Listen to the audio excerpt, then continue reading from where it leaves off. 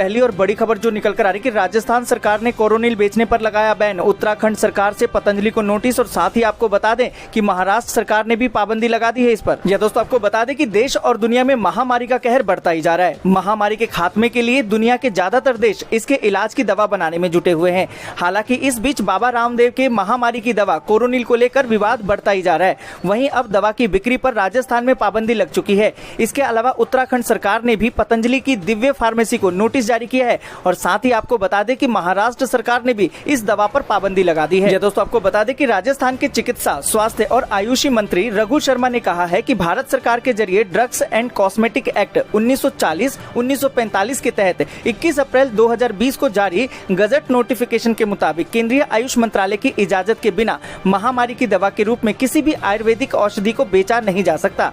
महामारी के उपचार की दवा के रूप में किसी भी औषधि को बेचे जाने पर विक्रेता के खिलाफ नियमानुसार सख्त कार्रवाई की जाएगी। दोस्तों आपको बता दें कि रघु शर्मा ने बताया कि राज्य में महामारी के इलाज के लिए केंद्रीय स्वास्थ्य मंत्रालय, केंद्रीय आयुष मंत्रालय और ICMR की गाइडलाइंस का पालन किया जा रहा है। साथ ही उन्होंने बाबा रामदेव की महामारी के उपचार की दवा के दावे के बारे में कहा कि आयुर्वेदिक औषधियां इम्यूनिटी बूस्टर के रूप में उपयोगी हो सकती हैं, लेकिन दवा के रूप में यह दावा बिना आयुष मंत्रालय की अनुमति के स्वीकार नहीं किया जा सकता। इसके साथ ही आपको बता दें कि उन्होंने साफ किया कि इस दवा के संबंध में न तो किसी के राज्य सरकार को आवेदन किया और न ही राज्य सरकार ने इस बारे में कोई अनुमति दी है। स्वास्थ्य मंत्री ने बताया कि राज्य सरकार के अनुमति के बिना मानव ट्रायल भी नहीं किया जा सकता। बिना अनुमति के क्लिनिकल ट्रायल करके आम जन को गुमराह करने के खिलाफ कार्रवाई की जाएगी। दोस्तों साथ ही आपको बता दें कि महामारी की दवा पर छिड़े विवाद के बीच उत्तराखंड सरकार ने पतंजलि की दिव्य फार्मेसी को नोटिस जारी किया है। सरकार का कहना है कि लाइसेंस इम्यूनिटी बूस्टर के लिए दिया गया था, न कि महामारी की आयुर्वेदिक दवा के लिए। दिव्य फार्मेसी को 7 दिनों के भीतर जवाब देने को कहा गया है। दोस्तों आपको बता दें कि जिस तरीके से बाबा रामदेव ने दवा के लिए दावे किए थे, उसको देखते हुए तो अब यही लग रहा है कि बाबा रामदेव की मुश्किलें बढ़ती जा रही हैं। इस पूरी खबर पर आप क्या सोचते हैं, कमेंट करके जरूर बताएं। दोस्तों खबरों का सिलसिला आगे बढ़ाएं उससे पहले वीडियो को लाइक और शेयर जरूर कर दें। अगर अभी तक आपने चैनल को सब्सक्राइब नहीं किया है तो सब्सक्राइब करें, बेल के आइकन को दबाएं, ऑल नोटिफिकेशन को जरूर ऑन करें। और इसी के साथ बढ़ते हैं अगली बड़ी खबर की तरफ। अगली बड़ी खबर जो निकल कर आ रही कि गलवान के बाद पेंगोंग और देप्सोंग कैसे बॉर्डर पर नए मोर्चे खोल रहे चीन। जी दोस्तों आपको बता दें कि भारत और चीन के बीच तनाव की स्थिति लगातार बरकरार है। गलवान घाटी में हुई झड़प के बाद रिश्ते काफी तनावपूर्ण हो चुके हैं। बॉर्डर पर सेना की उपस्थिति भी बढ़ गई है। इस बीच चीन है कि लगातार दगाबाजी कर रहा है और हर रोज एक नई चाल के साथ सामने आ रहा है। चीन के साथ पहले ही पेंगोंग लेक के पास विवाद चल रहा है। इस बीच चीन के ईस्टर्न लद्दाख में एक और मोर्चा खोला जा चुका है। दोस्तों आपको बता दें कि जिस वक्त दोनों देश की सेनाएं गलवान घाटी में झड़प के बाद वहां पर मौजूद सेना को वापस भेजने के लिए चर्चा कर रही हैं, तब चीन की एक और साजिश का खुलासा हुआ है। ईस्टर्न लद्दाख के पूर्वी दौलत बेग ओल्डी में चीन लामबंदी कर रहा है। आपको बता दें कि जून महीने में चीनी बेस के पास कैंप और वाहन देखे गए हैं। चीन की ओर से ये बेस 2016 से पहले बनाए गए थे। अब इसकी पुष्टि ताजा सैटेलाइट तस्वीरों से हुई है जो ये दिखाते हैं कि यहाँ पर शिविर और ट्रैक तैयार हैं। दोस्तों आपको बता दें कि देप्सोंग के इस इलाके में 2013 से चीन ने घुसपैठ की कोशिश की थी। यही कारण है कि भारत पहले से ही तैयार था। चीन के मुकाबले भारत की सेना ने यहाँ पर अपनी मौजूदगी बढ़ाई है और चीन को जवाब देने के लिए तैयार है। दोस्तों आपको बता दें कि चीन अपनी दगाबाजी के कारण जाना जाता है। एक तरफ तो वो बातचीत से मुद्दे को सुलझाने की बात करता है और दूसरी तरफ चोरी छुपे घुसपैठ करता है। इस पूरी खबर पर आप क्या सोचते हैं चीन के बारे में, कमेंट करके जरूर बताएं। जी दोस्तों बढ़ते हैं अगली बड़ी खबर की तरफ। अगली बड़ी खबर जो निकल कर आ रही कि भारत को तेवर दिखा रहे ओली, चीन पर हैं खामोश, नेपाल में उठ रहे हैं सवाल। जी दोस्तों आपको बता दें कि सीमा विवाद पर भारत को आक्रामक तेवर दिखाने वाली नेपाल की ओली सरकार चीन पर बिल्कुल खामोश है। हालांकि नेपाल ने विपक्षी दल नेपाली जमीन पर चीन के कब्जे को लेकर सरकार पर दबाव बना रहे हैं। दरअसल एक दिन पहले ही नेपाल के सर्वे विभाग की ओर से एक रिपोर्ट सामने आई है जिसमें चीन के अतिक्रमण को लेकर आगाह किया गया है। दोस्तों आपको बता दें कि नेपाल के मुख्य विपक्षी दल नेपाली कांग्रेस के सांसदों ने प्रतिनिधि सभा में एक संकल्प प्रस्ताव दर्ज कराया। इस प्रस्ताव में सरकार से चीन द्वारा अतिक्रमित और कब्जा की गई नेपाली भूमि को वापस करने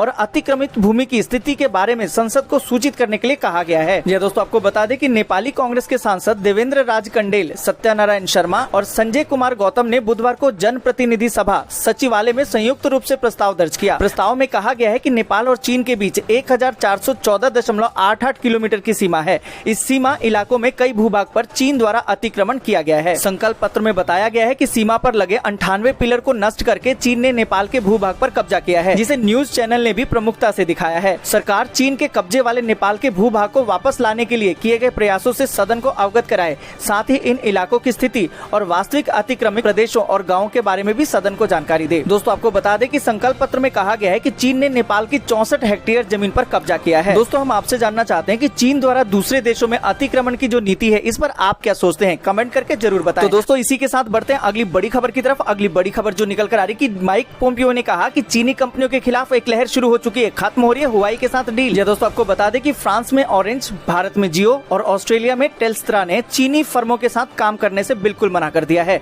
अमेरिकी विदेश मंत्री माइक पोम्पियो ने दावा किया है कि दुनिया भर के दिग्गज दूरसंचार ऑपरेटरों के साथ चीनी टेक कंपनी हुआई सौदे में लुप्त हो रही है। दोस्तों आपको बता दें कि दुनिया के प्रमुख टेलीकॉम ऑपरेटर्स जिनमें कि स्पेन के टेलीफोनिका, साथ ही ऑरेंज, O2, जियो, बेल कनाडा, टेलस और रोजर्स और भी कंपनियां हैं जो साफ सुथरे व्यापार की ओर आगे बढ़ रहे हैं। लोग चीनी कम्युनिस्ट पार्टी के बुनियादी ढांचे से अलग हो रहे हैं। यह बात माइक पोम्पियो ने बुधवार को एक प्रेस कॉन्फ्रेंस के दौरान कही। दोस्तों आपको बता दें कि सीसीपी सर्विलांस स्टेट के साथ व्यापार करने के लिए लोग पीछे हट रहे हैं। चीन की दिग्गज कंपनियां जिसमें कि हुआई भी शामिल है, इनके साथ व्यापार करने से लोग अब मना कर रहे हैं। उन्होंने कहा कि चीनी टेक कंपनियों के खिलाफ एक लहर शुरू हो चुकी है। आपको बता दें कि दुनिया भर के दूरसंचार ऑपरेटरों के साथ हुआई के सौदे अब खत्म हो रहे हैं, क्योंकि देश केवल 5G नेटवर्क में विश्वसनीय विक्रेताओं को अनुमति दे रहा है। दोस्तों आपको बता दें कि भारत के साथ ही अब पूरे विश्व ने चीन का बहिष्कार शुरू कर दिया है। धीरे धीरे ये चीजें अब सामने भी आएंगी। अभी आपने देखा कि टेलीकॉम सेक्टर में किस तरीके से चीन को अलग थलग किया जा रहा है। इस पूरी खबर पर आप अपनी राय जरूर रखिए। दोस्तों बढ़ते हैं अगली बड़ी खबर की तरफ। अगली बड़ी खबर जो निकल कर आ रही कि क्या ग्लोबल हॉटस्पॉट बनने की राह पर है दिल्ली। दोस्तों आपको बता दें कि मंगलवार 23 जून को महामारी के नए केसों को लेकर भारत के लिए एक चिंताजनक रिकॉर्ड बना है। देश की राजधानी दिल्ली ने इस दिन दुनिया के किसी भी शहर की तुलना में अधिक नए केस दर्ज किए हैं। आपको बता दें कि दिल्ली ने मंगलवार को 3,947 नए केस रिपोर्ट किए हैं। ये भारत में अब तक किसी भी शहर के लिए किसी भी दिन के लिए नए केसों का सबसे ऊंचा आंकड़ा है। यही नहीं, महाराष्ट्र और तमिलनाडु को पीछे छोड़ते हुए दिल्ली ने किसी भी राज्य से ज्यादा नए केस मंगलवार को दर्ज किए हैं। ये भारत में किसी भी राज्य के लिए 23 जून के लिए नहीं, बल्कि महामारी की अब तक की पूरी अवधि के लिए किसी एक दिन के लिए ये नए केसों में सबसे बड़ी संख्या है। दोस्तों आपको बता दें कि 23 जून को दिल्ली में न्यूयॉर्क सिटी या मॉस्को की तुलना में अधिक नए केस रिपोर्ट हुए हैं। यहाँ आपको बता दें कि न्यूयॉर्क और मॉस्को दो अन्य प्रमुख शहर हैं जो हाल ही में हर दिन हजारों नए केस रिपोर्ट करते रहे, लेकिन इस महीने वहां पे गिरावट का ट्रेंड देखा जा रहा है। जी दोस्तों बढ़ते हैं अगली बड़ी खबर की तरफ। अगली बड़ी खबर जो निकल कर आ रही कि अमित शाह बोले कांग्रेस में घुटन महसूस कर रहे नेता, CWC में दबा दी गई है सबकी आवाज। जी दोस्तों आपको बता दें कि आपातकाल के ऐलान की 45वीं बरसी पर केंद्रीय गृह मंत्री अमित शाह ने कांग्रेस पर निशाना साधा है। आपातकाल के लिए कांग्रेस को कोसते हुए अमित शाह ने कहा है कि कांग्रेस में लोकतंत्र बहाल नहीं हो पाया है, वहाँ नेता घुटन महसूस कर रहे हैं। अमित शाह ने कांग्रेस को आत्मचिंतन की नसीहत दी है। आपको बता दें कि आपातकाल को याद करते हुए गृह मंत्री अमित शाह ने गुरुवार को कहा कि 45 साल पहले इस दिन सत्ता की लालच में एक परिवार ने देश में आपातकाल लागू कर दिया था। रातों रात राष्ट्र को जेल में बदल दिया गया। प्रेस, अदालतें, मुक्त भाषण सब कुछ खत्म हो गए। गरीबों और दलितों पर अत्याचार किए गए। आपको बता दें कि कांग्रेस पर निशाना साधते हुए अमित शाह ने कहा कि लाखों लोगों के प्रयासों के कारण आपातकाल हटा लिया गया था। भारत में लोकतंत्र बहाल हो गया था, लेकिन कांग्रेस में लोकतंत्र बहाल नहीं हो पाया। एक परिवार के हित पार्टी के हितों और राष्ट्रीय हितों पर हावी थे। ये खेदजनक स्थिति आज की कांग्रेस में भी पनपती है। कांग्रेस वर्किंग कमेटी का जिक्र करते हुए अमित शाह ने कहा कि CWC की हालिया बैठक के दौरान कुछ सदस्यों ने कुछ मुद्दों को उठाया, लेकिन उन पर चिल्लाया गया और उनकी आवाज को दबा दिया गया।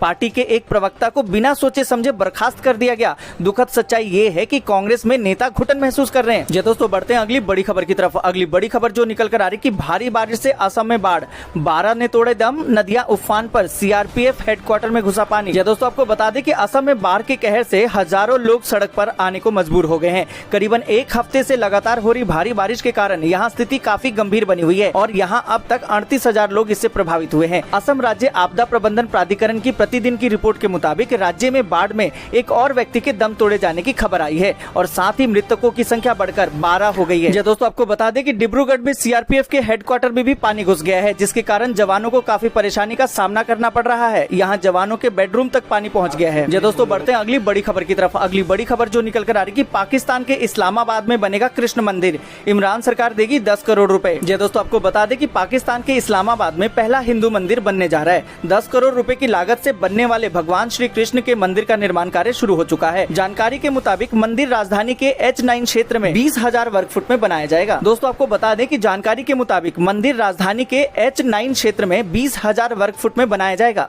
आपको बता दें कि मंदिर के लिए भूमि पूजन समारोह मंगलवार को मानवाधिकार के संसदीय सचिव लालचंद मल्ही द्वारा किया गया था। सभा को संबोधित करते हुए मल्ही ने कहा कि इस्लामाबाद और उसके आसपास के इलाकों में 1947 से पहले कई मंदिर थे, जिनमें एक सैदपुर गांव में और एक कोरंग नदी के पास है। हालांकि उसका इस्तेमाल नहीं किया जाता। ये दोस्तों आपको बता दें कि धार्मिक मामलों के मंत्री पीर नूरुल हक कादरी ने कहा है कि निर्माण की लागत सरकार वहन करेगी, जिसके निर्माण के लिए 10 करोड़ रुपए की लागत आएगी। मंत्रालय के एक वरिष्ठ अधिकारी का हवाला देते हुए कहा गया कि मंत्री पहले ही प्रधानमंत्री इमरान खान के साथ मंदिर के लिए विशेष अनुदान का मामला उठा चुके हैं। दोस्तों आज के लिए बस इतना ही। वीडियो को लाइक और शेयर जरूर कर दें। अगर अभी तक आपने चैनल को सब्सक्राइब नहीं किया है तो सब्सक्राइब करें, बेल के आइकन को दबाएं।